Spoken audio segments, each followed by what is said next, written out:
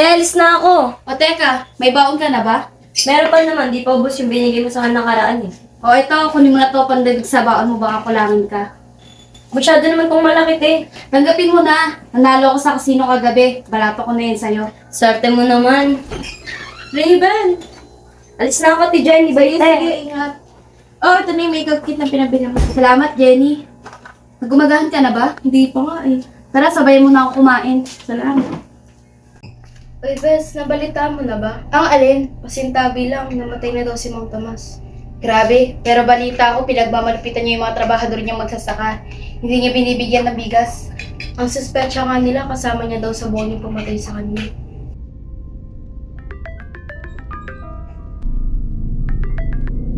Hello? Sino po ito? Hello? Si Raven po ba ito? Opo, bakit po? Kayo po kasi yung nanalo ng rice cooker na raffle dito po sa supermarket. Talaga po? Kailan ko po makukuha yung napanalunan ko? Bukas po, anytime, pwede nyo redeem yung price nyo dito sa supermarket. Customer service. Sige po, salamat po.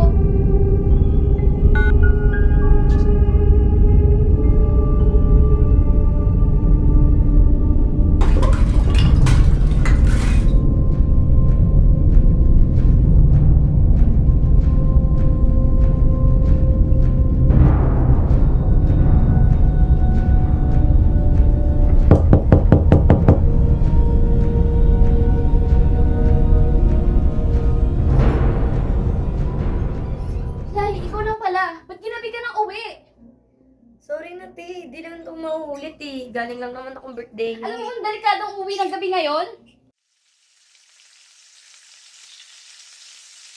Raven! Lumabas na kayo, dalawang magkapatid dyan!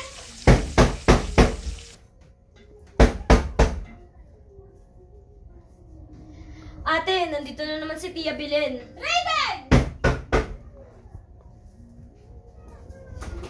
O, tsaka magandang umaga po. Oh, ba't andito pa kayo?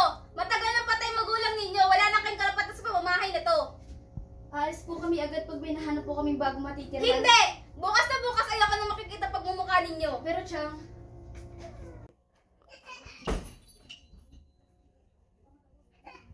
Bakit kasi kailangan pa magmakaawa kay Tia Belen? hindi ko rin alam kung bakit ganun kalaki yung galit sa atin ni Tia Belen sa pamilya natin. Paano kapag umalis tayo, saan na lang tayo pupulutin? Diyan sa lansangan? Hindi ko na alam. Bakit kasi hindi na lang siya yung namatay? At hindi si nanay. Anong ulam natin mamaya? Ito, bumili ako ng lulutuin natin mamaya. Anong lulutuin mo? Hindi ko pa alam kung ano lulutuin. Raven! O bakit pare? Anong meron? Ang tita niyo.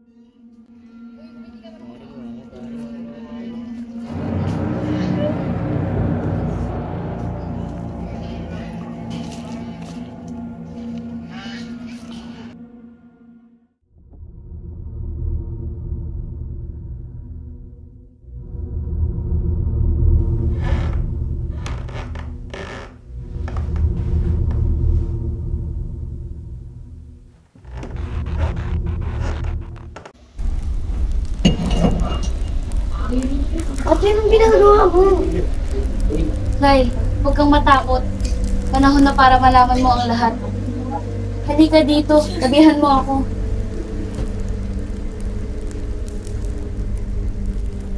Isang buwan bago mamatay si nanay, pinamana niya sa akin itong rebulto. Anak, pinamamana ko sa'yo ang ribulto na to. Simula noon, ako na ang nag-alaga sa rebultong ito. At tama nga ang sinabi ni nanay.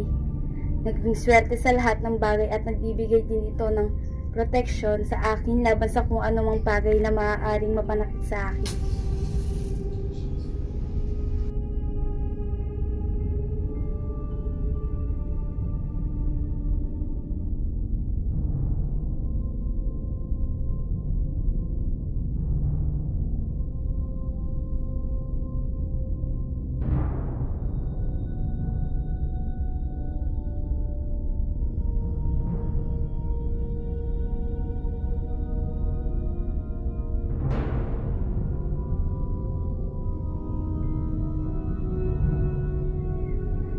Kada linggo, naghahanap ako ng mabibigyan.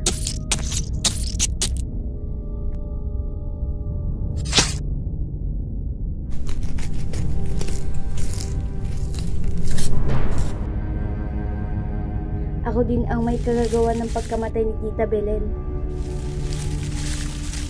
Matagal ko nang binabalak gawin sa kanya yon. Yun na ang tamang panahon. Pero ate, tita pa rin natin siya. Ate, di ka ba nakakonsensya sa mga pinapatay mo? Masama na tong ginagawa mo. Lai, para sa atin din itong ginagawa ko. Para sa magandang pamumuhay natin. Marami pa namang mabuting paraan, di ba?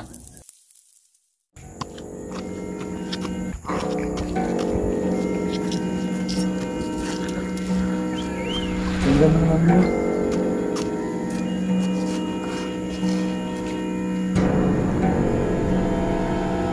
Wisit, baka alak.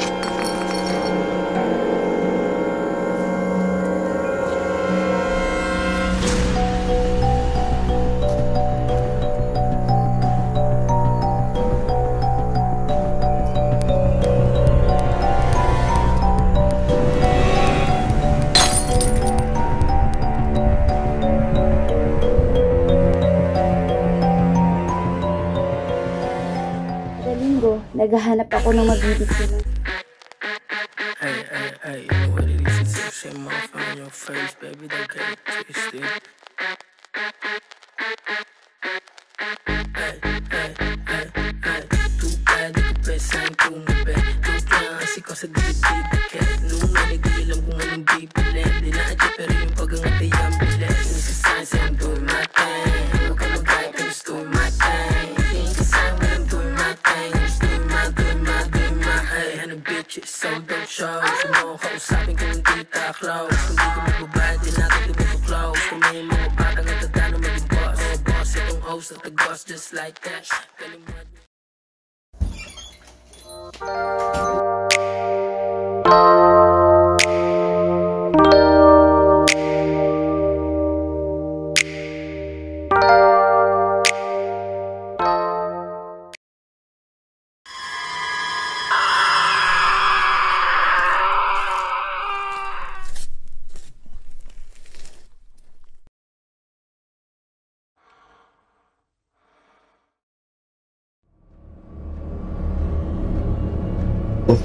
Ray, tulungan mo ako. Ano namang ginawa mo? Gusto, tulungan mo ako. Bilisan mo.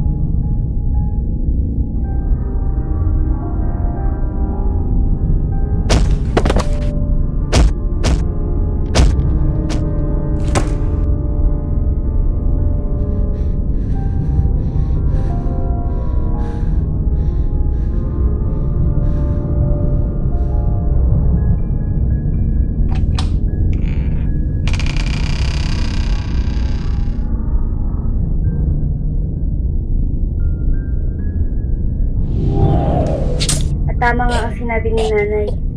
Naging swerte sa lahat ng bagay at nagbibigay din ito ng protection sa akin laban sa kung ano mang bagay